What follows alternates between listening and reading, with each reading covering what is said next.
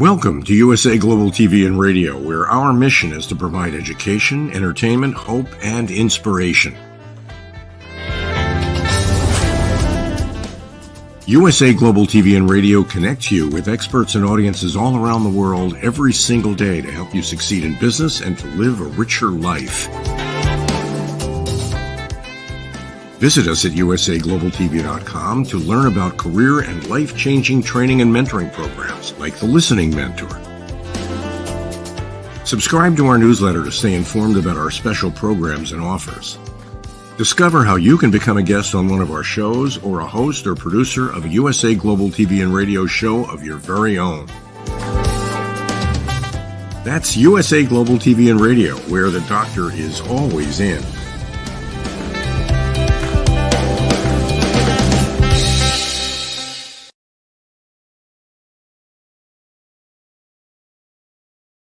Good morning, good afternoon, good evening, and welcome home to USA Global TV and Radio. We are celebrating today. If you have been following us, you know that this is our reunion background, and we're having a great reunion here on The Business Talk Show as we welcome Mr. al.cini and our fabulous guest. Mr. Cini, come on out. I know that you were retired for the summer and coming back in the fall, and I contacted you and I said, you have to come back from retirement for this guest today. And I've been practicing Saltojanes. I think I've got it. And it's going to be a fun interview. It sure is. So, Al, you haven't been on the show for a few months now. What have you been up to? Well, we've got this team building program that we call ProFit for Teams, and I've been buttoning it down to make it available for coaches. And it's a method, a kind of three-step method for organizing teams, aligning teams with their purpose, getting everybody excited about what they do for a living together, and most importantly, giving everybody a voice in that method and that process, regardless of age or rank or seniority. And that inclusivity, I think, is one of the things that makes the program really powerful. Well, congratulations on everything that you're doing. And once again, for those people who don't know, Al's been with me since the very beginning. He's been an incredible mentor. We started out with Rapping with Dr. JACALYN on the radio, and then we've progressed. And I'm just so grateful to have you as my friend, my mentor, and my coach. So thank you again. No, honestly, it's good to be back. Thanks for inviting me today, Doc. All right, good. I hope it'll be a regular thing now. We don't have to wait another month or two. But I want to welcome our guest. He was on the Film and Music Show last week. We had so much fun. Dr. Chan could hardly control herself. And I thought it's incredible because the things that he's done in the entertainment industry are really amazing. But he's also done so much in the business world. And I personally know that there's so many things that I can learn from him. So he is a best-selling writer and founder of the internationally known creative training center, Improv, LA. His name is, you ready, Al? On three. 1, 2, 3. Keith Saltojanes. Let's welcome him to the show. Oh, he's business, on a call. business. Sell, buy, sell, buy. Oh, sorry. Important business call. Just had to take it. That was sorry for interrupting. We'll edit it out. That was no way. That was very improvisational. I mean, this is a very real call, so I had to take it. Cool. Is it sell high and buy low, sell high? Which is it? It's hello, it's goodbye, it's high, it's low, it's everything. Get me out of this. Keith, well, we have you on spotlight. Thank you so much. Very serious interview. I forgot. It's very serious. It is serious. I want to understand about your dress attire today. It's very interesting. Maybe trend setting. Tell us. Well, we're here to talk about business, and I just want to give everyone the secret to business is as many ties as possible. The more ties you can wear, the better business, because people see ties. Oh, that's professional. One person has one tie. They're professional. I have two ties, even more professional, but the third tie throws them for a loop, and they know that I'm a business professional. That's funny. That is funny, but I want to say something about that. The more ties you have, the more opportunities you can create. I mean, ties to people, right? Exactly. Yeah, that's definitely what I meant. Yes, double entendre there. We'll take credit for that. So, Keith, the other show that we were on, Film and Music, we talked about your work, and I'm still blown away by National Lampoon and Curb Your Enthusiasm and some of the other spectacular things that you've done. But what people don't really take into consideration is that even when you are a writer or you're an actor, you're a performer, you're still a business person because you have a brand. And so, how would you describe what your brand is? My brand is very serious. It's very much, what your own thing is. What my brand is very much me. So I like comedy. I like traveling. I like comedy. Did I already say comedy? I also like traveling. Just different things. But something I remember one of my theater professors said in one of my last theater classes, he said, yes, it's entertainment and it's fun, but it's the entertainment business. So it's knowing the other side of it and at least being aware of it. That's important. So it's knowing both of those things. Absolutely. And Mr. al.cini, do you want to drop a bomb about your connections to the entertainment industry? Ooh, here we Well, go. My father sang at Connie Corleone's wedding. That's Whoa. one. My father Whoa. was Al Martino. He was Johnny Fontaine in The Godfather. I mean, that's one connection. Wow. But I used to work for NBC Universal. Nice. And part of what we did was audience response. Audience response research was part of what we did. And understanding what people react to in a comedy was part of the analysis. What is it that makes situation comedy work? Because some work, but most don't. And and I got a feeling, Keith, just talking to you, that your second grade teacher probably has stories to tell about you. Probably has some. What was it like teaching you? What was it like teaching you in second grade? I mean, you want to go second grade. Second grade was very easy because I sat there very quiet and didn't want anyone to notice me. But if we go back to first grade, that's when I was also wearing costumes to school. Me wearing costumes. So I would wear costumes to school, preschool, kindergarten, first grade. But first grade is when I discovered bullies. And bullies go, ooh, he's wearing a costume. Let's make fun of him. So in second grade, I completely shut down. If I just disappear and no one looks at me, there won't be a bully.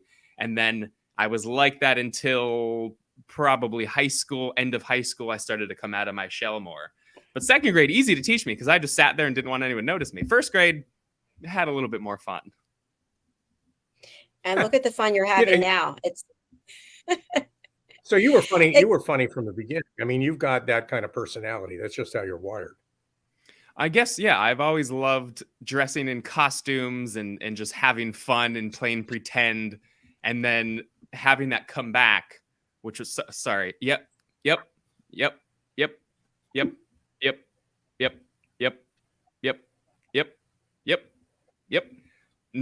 Yep. Bye. Okay, sorry, I had to take that call. Yeah, I think always just having a creative idea. I used to love drawing a lot. Drawing was sort of my thing. I thought art was going to be my thing that I went into, visual design. But really playing pretend, finding the fun in every situation. It's funny you said you worked at Universal, NBC. I also did in the theme park division in entertainment in the Florida park, which was very fun. Wow, I didn't know that about you. What did you do there? I was in entertainment doing a lot of the character interactive shows, which that was sort of, in a way, my job as well, because noticing those flags behind you, we had lots of international guests every day. And out on the street interacting with people, people thought different things were funny or interesting. So it was really a great training ground to learn how to interact with various cultures. You can't just say one thing and for everyone to get it. Some people hardly knew English. So how do you still interact with them and create that really good memory? These people saved, I imagine, for a long time to be able to visit this theme park. So going out there and really making it special for them and not just like, oh, I'm tired because I'm working in Florida and it's hot. I just want the day to be over. But to really give you your all when you go out there, I think was a really good training ground for everything that I do now. Yeah. While you're talking, I'm thinking about something else while I'm talking. Wow, I know that's not elevated listening, is it? I'm thinking about all the people out there. Oh, sorry, there excuse me. I'm on an important call. Go ahead. This one was a fake call. All right. I'm thinking about all the people out there who feel like they could do what you do, but they're just afraid to try. And maybe they feel like if you're not born with it, you can't learn it. So, because an awful lot of people, I think, would be much more successful in business if they connected with audiences the way you connect with audiences, in unexpected ways, not in planned ways or structured ways. And teaching people how to be improvisational, is that part of what you do? Yes, so that's very much. I mean, it seems like you read my book with that what you just said. It is very much the skills of improv, which is really the thing that helped me come out of my shell a lot. Learning those skills of going, you use your own experiences, your own imagination, what's fun for you, and you apply those to an improv scene or an improv show when I was studying theater in college. But then also those apply everywhere. Connecting to other people, listening to them is my number one rule, and relating and building off of what's right in front of you. No one wants to hear a prepared thing because you're not connecting to this human. You might as well just be a recording. So I was going to make a joke about a recording, but then I decided not to. But it is very much, yeah, the skills of improv. It's, oh, you were born witty, you were born quick. But as I was saying, I was someone who was bullied for a long time and completely shut down in my formative years. But then learning improv brought this out of me of who I normally am, my real personality. And everyone can learn those improv skills. It's scary because you're doing something unknown.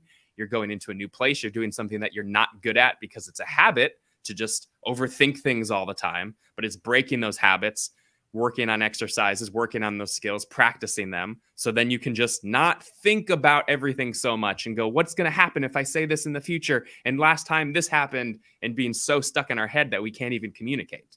But being present, listening, and responding is a skill everyone can learn. That's Absolutely. And Keith, thank you so much for being so transparent, sharing with us about being bullied. That's horrible. And I know other people have experienced that. They don't want to talk about it. So the fact that you're brave and courageous, I appreciate that. Thank you. I'm also thinking to myself, all those years I was in corporate and those Monday morning sales calls, if we had just done some improv, hey, a customer calls and, that would have been so valuable instead of let's go around the room and see what our numbers are for the week, right? Yes, it's because humans have the left brain and the right brain. The left brain is analytical. That's good with numbers and stuff like that. The right brain is creative, which is more playful, and it's connecting both of those sides. When someone gives a presentation and it's just about analytics and numbers, people aren't going to listen because they're like, this is like computer talk. This is not how humans are wired. Going back to humans in the days of just being nomadic tribes, those weren't the things that we thought about. So it's connecting to both of those things as a human on a human level. They say when you give a presentation at the beginning to say a joke. It's a piece of advice a lot of places, a lot of people say. And the point of that is you're connecting to these people on a human level. I am making a joke.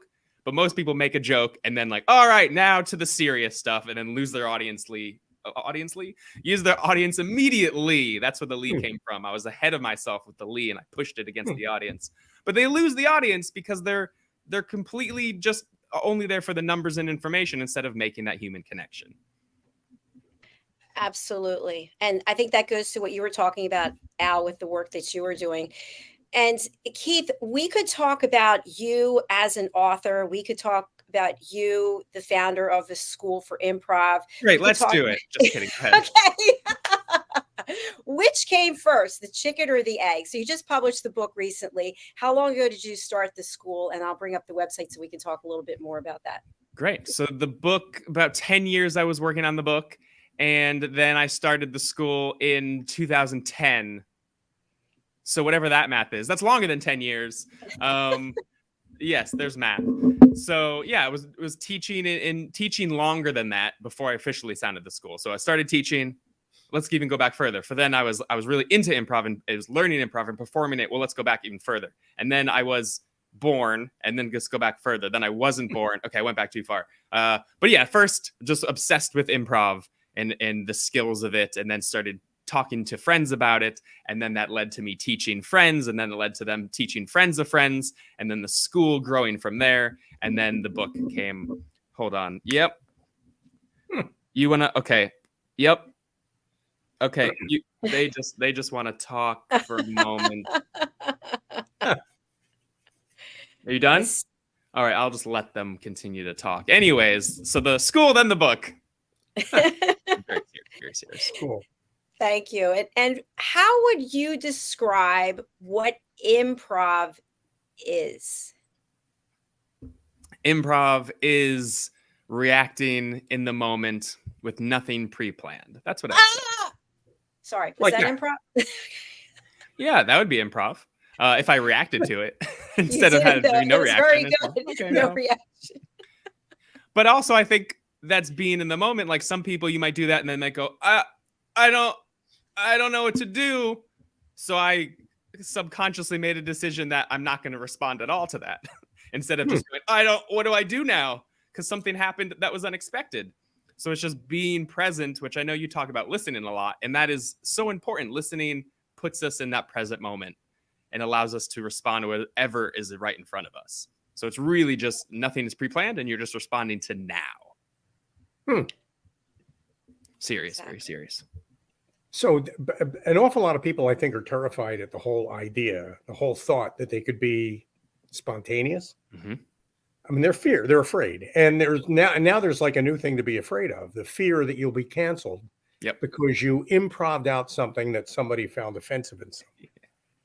How do you overcome that, Keith? I mean, have you ever been canceled? No, luckily I have not. But I think it's very much because, yeah, there's times change, which is important, and the pendulum swings different ways. But I think it's really important to be aware of the current trend, the current thing. What is okay now compared to what was okay even just 10 years ago? That times change. And it's not a new thing. This has always happened. I mean, like blackface used to be accepted, which seems crazy now, but that was like normal entertainment. But then times change and we learn why things are wrong and why different people should be treated like everybody else and not any differently. So it's being aware of that.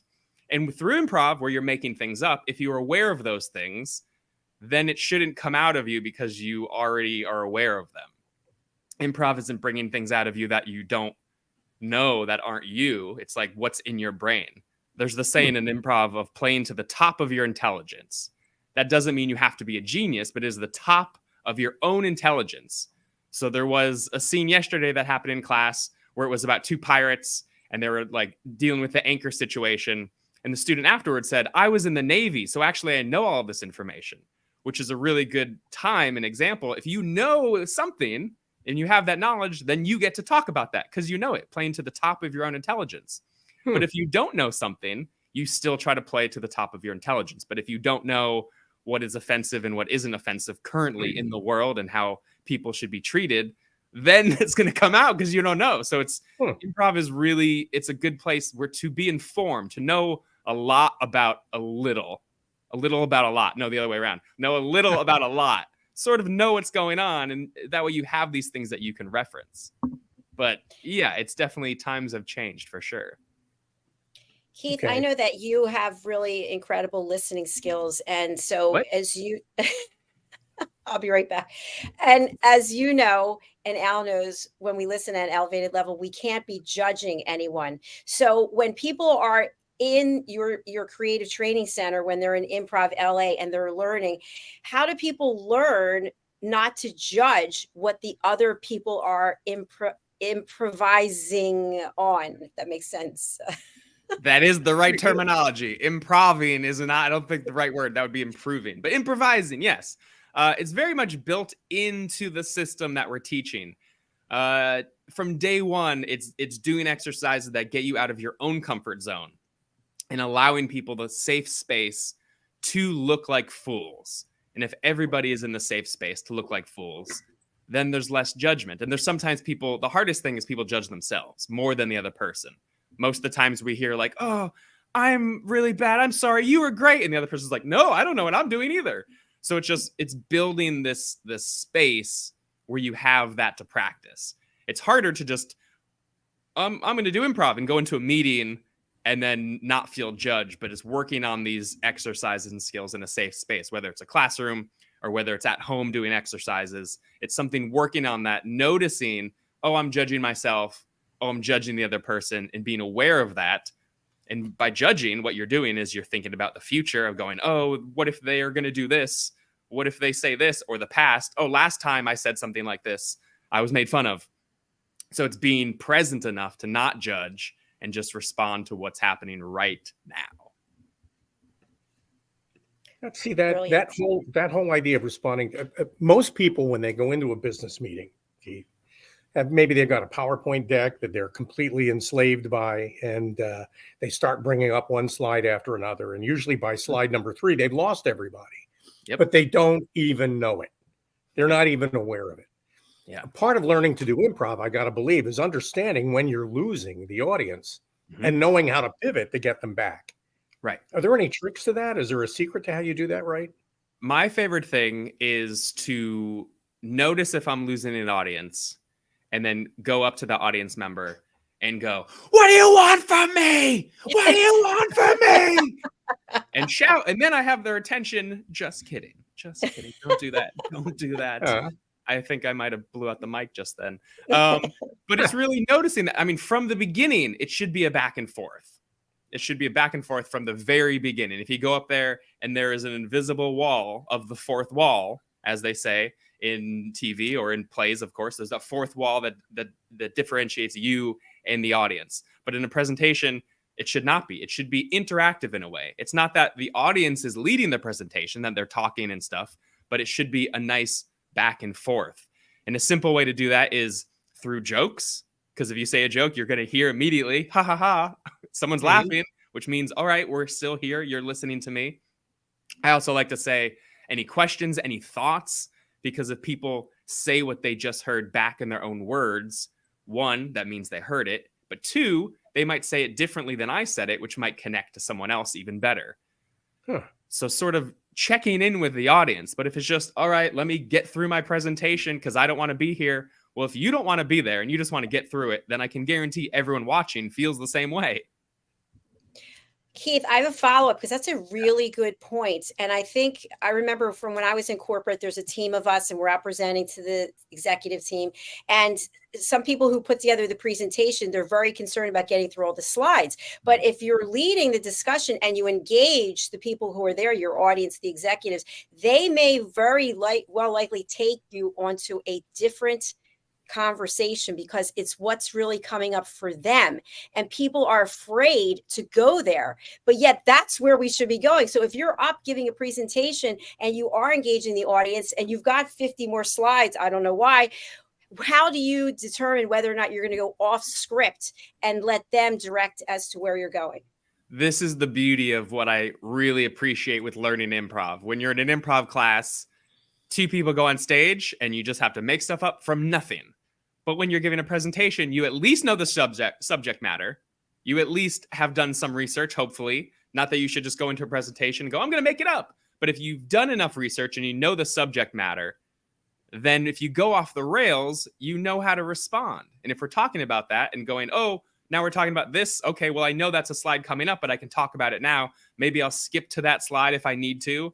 The better thing is if you can just go right to the slide with the program instead of like play and you have to go through transitions and sounds.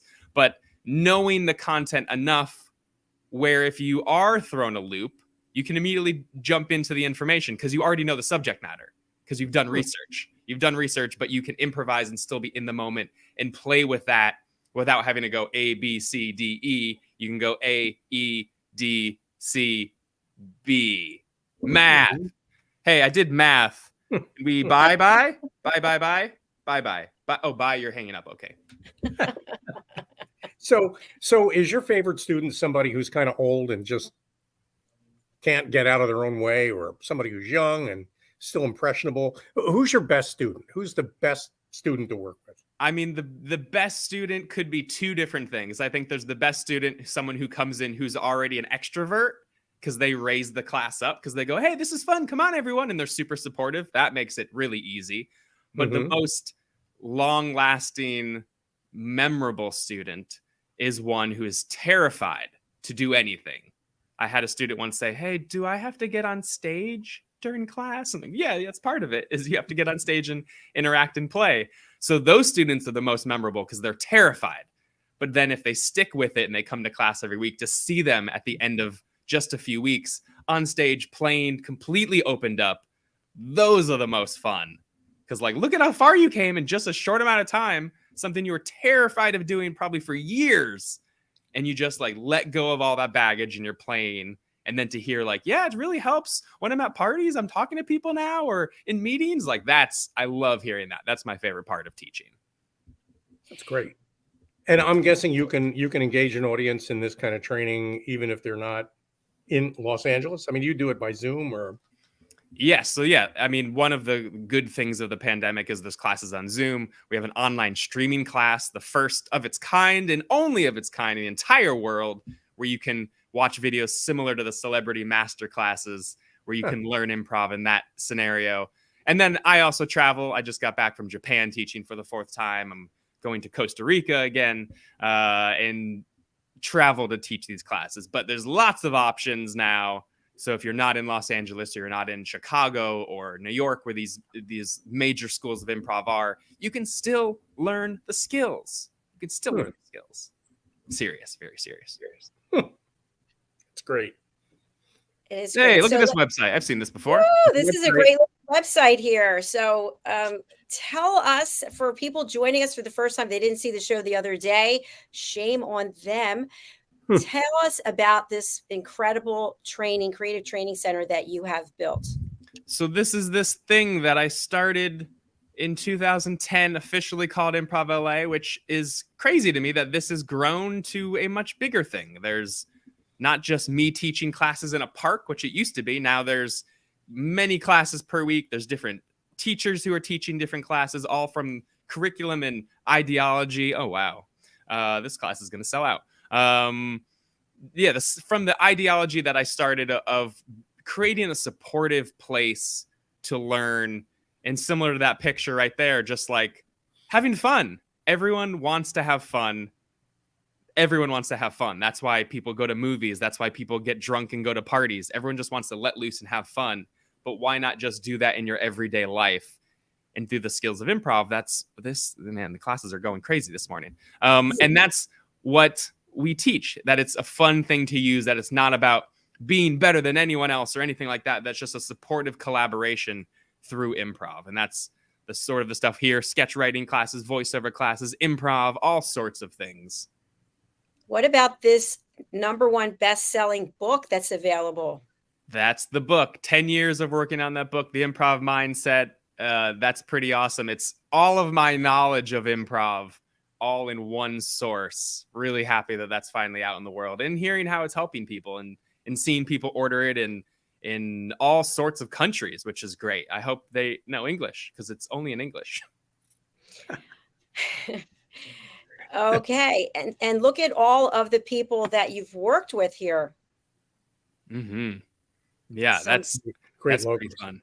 It's also great, like looking at that, seeing like, okay, there's Netflix and Disney and Univision. They're in the creative field, NBC Universal. There's one for you. But then there's IBM and Tishman Speyer and these things that are not creative people.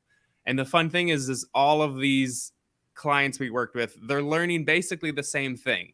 We come in, icebreaker games, get everyone warmed up, giving them skills of listening, being present, and everyone can learn these no matter what industry you're in.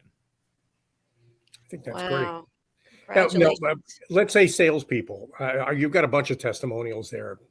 One of the testimonials I imagine you hear a lot are salespeople who are selling more because they're connecting more effectively with the audience they're presenting to. Maybe you can talk a little bit about that. How do I become a more persuasive speaker by improvising rather than just memorizing? I mean, this might be a quick answer to that, but people care more about how you made them feel than what you said. Which is also why I think some people get canceled and they don't realize it, because they just go, I don't know, I just said a thing, but they're not realizing how people feel when you say a certain thing. But if you make someone feel heard and connected to, that's more important than any facts or information. It's important to know those things, because if you're going to pay money, you do want to know that there's something good behind it. But if it's just a robot going, hey, here's this information, here's these sales, here's all these numbers, we've done this much profit, no one cares. They want to see, are you scamming me? No, you're not. You're a human just like me. We're connecting. Now I can be open to listening to what you're saying. And if I'm open to listening, chances are I'm more open to being persuaded to buy. Right? Mm-hmm. So. It's more Absolutely. effective than, and I have to tell you, as we live in a world where half the population is a motivational speaker and the Yes. other half is paying money to get motivated. Hmm. Motivational speakers often are not motivational really at all because they're working from a script that they've memorized. Hmm. The best presentations I've ever heard have been people who've gone way off script Yes. almost immediately. And that gave me the feeling that I was in a one-off experience and not Right. just seeing the same thing everybody else sees all the time. Right.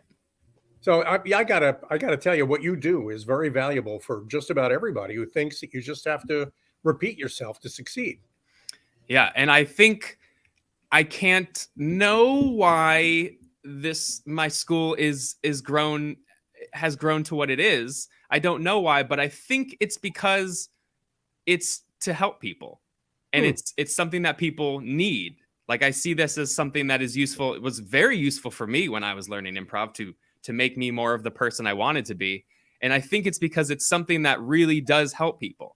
That it's not like, how can I get the most money from people and trick them in some way, which I've seen some businesses like, haha, like, we got you, like a gym membership. Like, how do I cancel this? Like, we tricked you into paying us monthly. But it's like something that is like to help you, to really, really help you. I that's my only explanation, that it's like there's so many people who have come in and hearing class to class how it's helping them outside of class. And a beautiful thing with improv, which is a byproduct, is everyone in class, it's that safe space, and you're doing these crazy things. You don't know what you're going to do each week. And it forms these bonds with people. And classes who have a class for 6 weeks have lifelong friendships, which is awesome, because that's most of my friends came from improv as well. But it's something that is just positive and is helpful and is not a scam in some way, because there's so many things that scam you. But it's like, we're here to help. And I think that's really the secret to any success in anything you're doing. Like, what do people need? What do they need without trying to trick them? I mean, say what you want about how rich Jeff Bezos is, but he created a great product with Amazon Prime that everybody uses. Like, that's brilliant. He should have a lot of money because of that. Like, what a great idea. I can order something and have it tomorrow. Wow. Sometimes in the same day. It's brilliant. So what do people need, instead of like, I have a thing that I want to sell you, but like, yeah, but do I actually need it? Is it going to make a person's life better? That's, I don't know. That's my only explanation of how it's going so well. It's a great explanation. Yeah, that makes a lot of sense. And from what I'm taking away is that these courses are literally for everyone who is open and curious, wants to learn how to listen, wants to learn how to have better relationships, deeper connections. What are these courses? If we can just go through them so people understand when they sign up. Oh, wow. What's a streaming improv course? Sure. So streaming improv course, it's a work at your own pace with, I'm just reading it. So that is, that's like the celebrity masterclass. You get, I forget how many videos it is, but it's like 75 videos, I believe, with a lesson book. And you can watch these lessons being taught and learn them and work on exercises and have homework each week to work at your own pace, watching these streaming videos on demand to learn these skills of improv, the same that you would learn in a class. But if you aren't in an area where you can do the class, you can do the streaming class to learn. And then the level 1 class is the most popular one. I'm so shy. I've never spoken to anyone in my life. You've never done, not even improv. You just never done any, like, I'm terrified to speak. Where we have a lot of people who, like, I am a computer programmer. I do the numbers at this company. I don't talk to people. And that's learning those basics of improv, learning how to listen, how to collaborate, how to build off of each other. And then also we use strengthen your own personality, bringing you out. Improv is very much about you. What do you know? What are your experiences that you can use those to be unique? It's not being like anyone else. It's being the best version of yourself. So then from there, people go, this is great. I want to do more improv. And it goes into the rest of the levels of the program. Level 2 is more about learning about character of improv and performance. Level 3, different genres in the game of improv, which is a huge secret in comedy. And then level 4, the final level, is all about storytelling and just being completely fearless in improv and applying that to your life. That same attitude you have when you do an improv show where you're having fun and you're free. How do you bring that and do that for the rest of the week? Not just for 3 hours in an improv class, but how can you just apply that to your life where you're always having fun. And that's the improv program there. And that those prices are very reasonable too, by the way. They're very attractive prices. How much should I charge? 5,000? Should it be more? If you call now, if you call before 3:00 and mention this toll-free offer, you also get it. So, no, I think it's real value in this. So good going, Keith. No, thank And you know what else? And I really mean this a lot because I spend a lot of time on my websites. I love how clean your website is, how everything is laid out. It's easy to see. There's not a lot of clutter and distractions. It's here's what you have to offer. Here's how I sign up. Boom. So well done. Thank you. And that's something else. Like if a product or a service is to help people, think about it from the other side. If you go to a website, you want to see it very clean laid out. You want to here's the thing. Like when I go to a restaurant's website and I want to look at the menu and there's no place to look at the menu, I'm like, well, this is what I want. So think about the other side, and you're a human too and a person too who uses stuff. So what do you want when you go into a place or when you are using a service or you go to a website? You want things to be clearly laid out. You want to see the information. You don't want to be tricked in some way where you're like, oh, what's is it Spirit Airlines? Sorry if it's not Spirit. One of the airlines where you're like, oh, it's really cheap tickets. And then you buy the ticket and it's like, well, if you want to wear shoes, it's going to be an extra $50. How much oxygen do you want? That's going to be another $100. I'm like, oh, well, now my ticket is more expensive, but you tricked me with that low price in the beginning. Congratulations. You trick people into buying your business. That is such a great point. You're right. It's not Spirit Airlines. Which one is it? I don't know. Will you tell me what buy yourself. Okay. Man, this call. Okay. I know we're running down at the end of the program, but I do have one more big question for you, Keith, and this is a biggie. Okay. It's well known universally that girls can't tell jokes. Everybody knows that. Do you approach the subject differently for, let's say, women students than for men students? The subject of comedy? Yeah. You find girls have a different approach to it than guys do? I think it's the thing of using what you already have, using your own information. It's pretty fascinating to see in a lot of classes that I teach, the common mistakes and the common pitfalls and crutches that a lot of students use don't happen in our classes, which a lot of the time is playing to traditional sexist characters and stuff like that. But I don't think it happens because it's very much who are you? And that's beyond gender or anything else. It's what do you find funny? What do you like? And that's what's important. And everyone has their own personality, and it's bringing out that personality, because it's not oh, that's a girl joke, that's a boy joke. It's what do you find funny as a human, and use your own personality for that. And other people will find that funny. Some people won't find that funny, but that's okay. Some people, comedy is subjective, but it's using your own personality and not I'm this, so I have to play a certain thing. And especially in improv on stage, I say oh, if the scene is between a husband and wife, it doesn't matter what gender you are in real life. You can play a talking dolphin in a scene or a table that dances. So of course you can play different genders as well. You can do anything you want in improv. And the beauty of it with the rule of yes and is everybody has to agree to whatever you create on stage. So it's very much about using your own personality. That's important too, because I think an audience is great at sniffing out people that are faking it. Yes, very much. Absolutely. We would be remiss if we didn't have people understand that not only can they take the courses, they can buy the book, and it's here on Amazon. Tell us a little bit more. And do you have your book with you? I do. 1 second. Hi, can you bring my book in, please? Yeah, okay. Thank you. Bring the book. Bring the book in. So it's the Improv Mindset, how to make improvisation your superpower for success. It's available in paperback. It was released March 29th of 2023, literally hot off the press. Wow, here it is. Here it is. All right. You know what? I'm going to give you something. You don't have to buy it. I'll let you see it all. Here, right here. All right, there. Now you just have to pause the video and you can read the whole thing for free. There you go. The Improv Mindset. Yeah, everything all of my knowledge of improv. And within this book, I just opened to a page of real life scenarios because I give examples of real life scenarios where you can use these skills. But for every example in the book and every exercise, I give a real example anecdote where I used it in my real life. So that way you can see it's not just me talking like, here's a good thing, now go do it. But it's I have done these things. I've used these skills in many different scenarios. So how to use them for your own life. And will you please read for us? Sure. Here it goes. Keith Saltojanes, The Improv Mindset. How to make improvisation your superpower for success. Improv LA. The end. Okay, let's open up to a random page here.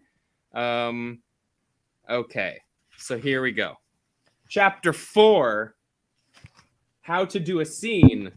Great. So now that anyone can improvise, oh, I should go back. We're already going to talk about how. Wow. Okay, so here we go. I'll go back even further. Chapter 3, the rules of improv.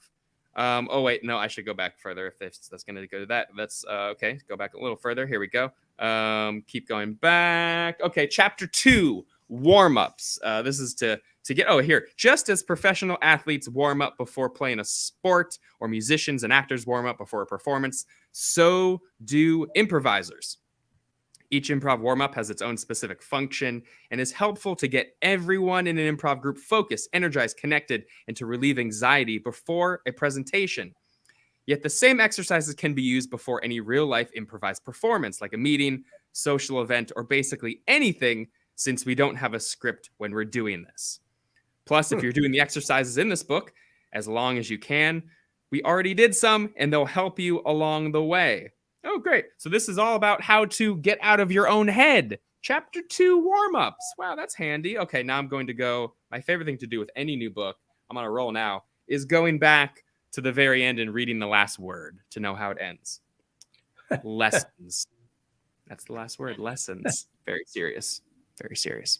Very serious. I love that. Thank you. I always go to the last page also. I don't know why. No, I just is this going to be worth it? Let me read the last word. So I mentioned to you before, because this is really an enigma for me in the books that I've published.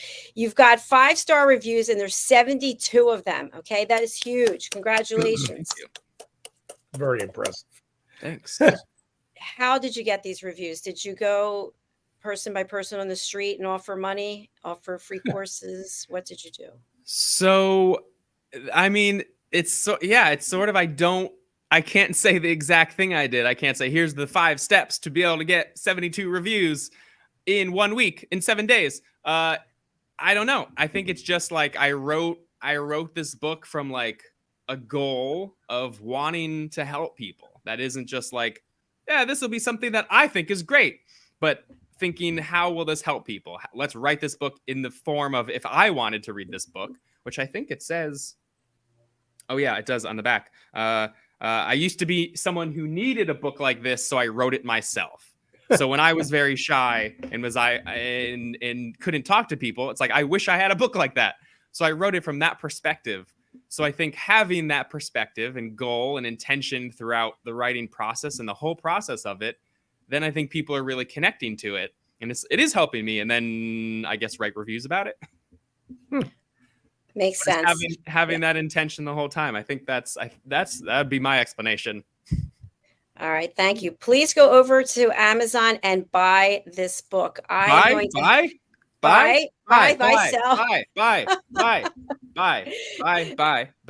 Sell, buy, business, quarters. Okay.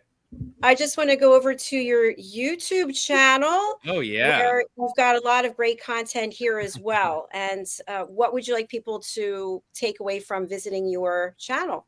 So this is all just me doing comedy. So if you scroll down a little, scroll down a little bit more. Yeah, you see, yeah, this is just comedy writing. I have my top 10 videos in there, and this is all just the stuff that I love of writing comedy and performing comedy, because comedy is catharsis. There's a lot of seriousness in the world and everything seems scary, but to have a break and be able to laugh relaxes us. And if we're relaxed, then we are able to be our best selves and to be present more and not be so stressed about what's going to happen, but just to be able to relax. So this is all just fun comedy, writing, and a lot of music videos I've been doing recently. And that's the goal of this channel. Fantastic. All right. I am really tempted to play something from the channel before we leave. What do you think? I would say play the sub sandwich from a Publix. Okay, here we go.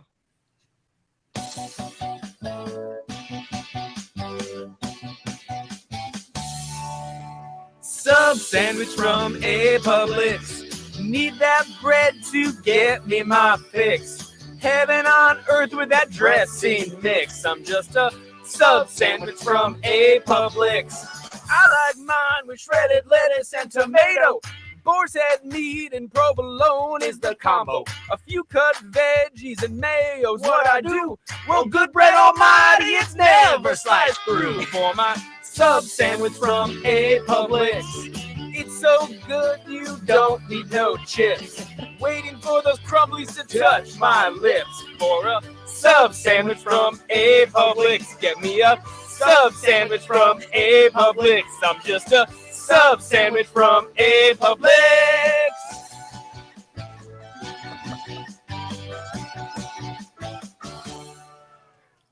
Now, you're probably wondering, what is a Publix? And if you don't know what Publix is, then you're going, what? But it's basically a grocery store in the southeastern United States that has a deli that has the best sandwiches I've ever had in my entire life. Huh. It's just We're a regular here. grocery store, but the Publix subs are fantastic. So that is a parody of Cheeseburger in Paradise, but it's about Publix and their delicious, amazing sandwiches.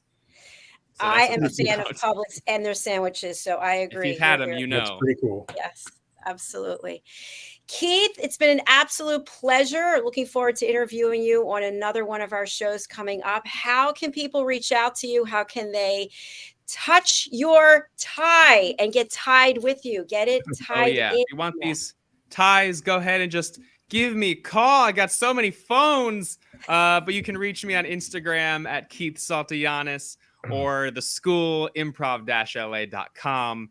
Through those channels, you will find different ways of reaching me. My own website, more of Instagram, the YouTube. Go ahead, send me a friend request. Make a comment. Probably a comment on a picture is better because friend requests can get filtered out. Or visit the school. Get more information from there.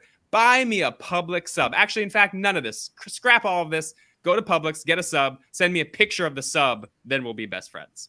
Very serious. Publix hasn't made its way out to LA yet, right? No, that is my goal, is to open a Publix deli in LA.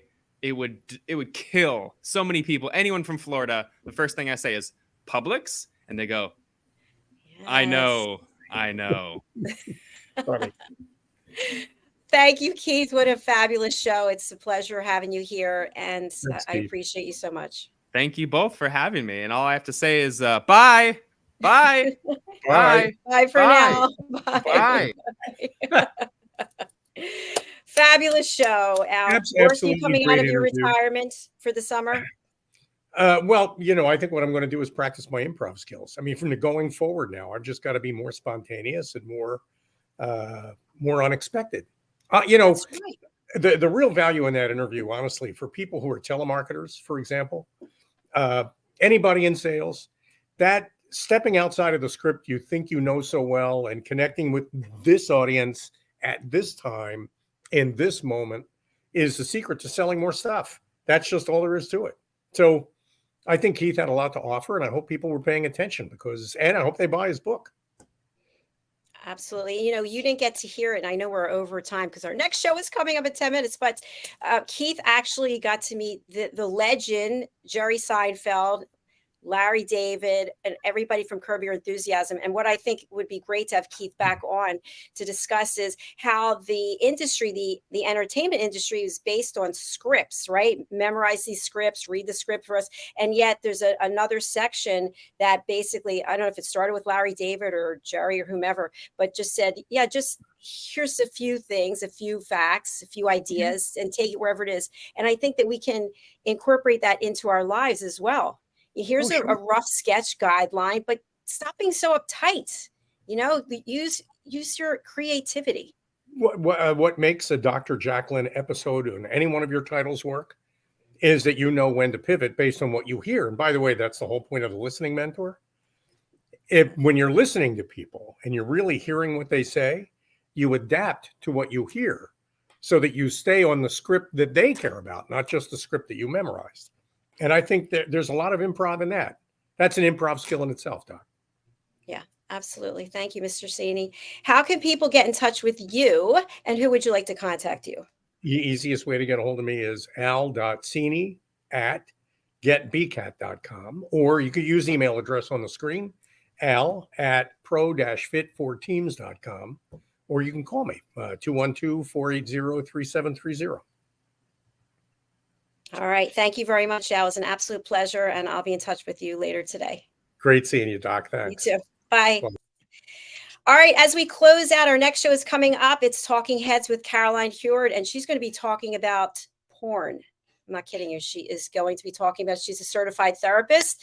I don't remember the exact title, but stay tuned. I have two quick announcements. One is thank you to Dr. Justina Mutali, who has invited me to speak at the World Summit on Women and Girls in Philadelphia, PA, USA, October 20th to the 22nd.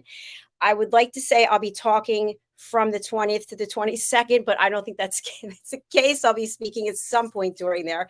And also, hot off the press, my new book is available, Mastering the Power of Elevated Listening. You can go over right now to Amazon. Hopefully they changed the old book cover because we were updating, but this is coming out on International Listening Day, which is September 21st. So it'll be available in ebook, paperback, as well as hardback with a fabulous hardback jacket cover jacket cover. I don't really know. It doesn't matter. All right. We are signing off. Let's hear from one of our sponsors, and then we will be back with Caroline Heward.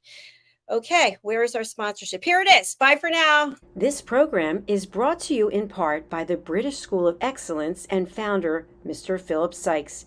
Building confidence, changing lives. Do you share our view that etiquette is a set of modern life skills that are essential for personal and professional success? Join us as an etiquette coach and change people's lives through the power of etiquette and manners. The last few days have been really amazing. I had a trainer course from the British School of Etiquette. And I must say it's been one of the best decisions I've ever made and one of the best investments I've made in my own training and development. Now, words alone will not describe the transformation and the positive path that I have traveled with the British School of Etiquette. I found I learned a lot from the lessons this time I came. The last few days with the British School of Etiquette have been fantastic. And what I've learned now is really beyond my expectations. This is the most rewarding experience and the best investment I have made this year. It was just great. I learned so much, and when I go back to Belgium I will incorporate a lot of it into my day-to-day life and business. It's been absolutely wonderful for the whole week that we were here. I feel transformed, and I feel like blowing a trumpet and tell people, come and do this school, this class is the best, this is the best school ever. You should take it. It will change your life immediately. I am now able to teach other people how to bring the best of them. Thank you. Thank you, BSC. Thank you.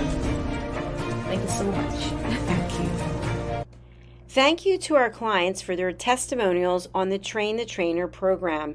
Our exponential and global growth is so significant that we've evolved from the British School of Etiquette to the British School of Excellence, where we're investors in people. Let us invest in you and your career. Contact us to become an etiquette coach. Go to thebritishschoolofexcellence.com. Start your career and elevate your success today.